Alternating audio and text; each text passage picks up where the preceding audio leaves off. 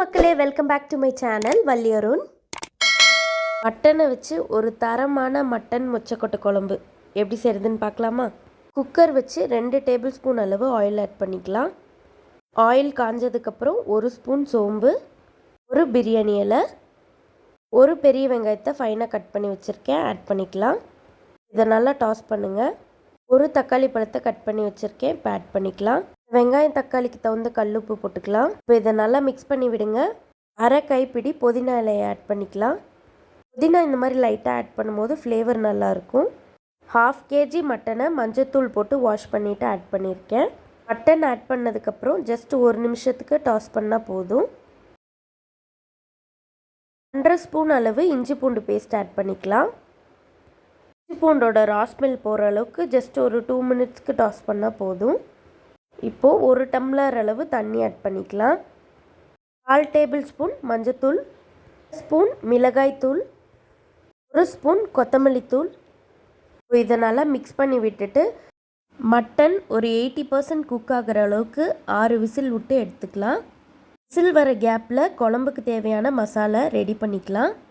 காய் வச்சு 2 table spoon oil, துண்டு பட்டை, 4 கிராம்பு, 1 ஏலக்காய், 1 ஸ்பூன் வர கொத்தமல்லி, 1 ஸ்பூன் சோம்பு, 1 ஸ்பூன் ஜீரகம், 1 ஸ்பூன் மிளகு, 2 வரமிளகாய், 1 கைப்பிடி சின்ன வெங்காயம், அரை ஸ்பூன் கசகசா. இந்த ஆனியனை நல்லா சாட்டே பண்ணுங்கள். 1 ஸ்பூன் முந்திரி பருப்பு.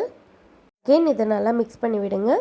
1 கொத்து கருவேப்பிலை, 3 பத்தை தேங்காய். இதை நல்லா ஒரு 5 மினிட்ஸ்க்கு ரோஸ்ட் பண்ணுங்கள். இப்போது ஆற வச்சுட்டு நல்லா ஒரு ஃபைன் பேஸ்ட்டாக அரைச்சி எடுத்துக்கோங்க.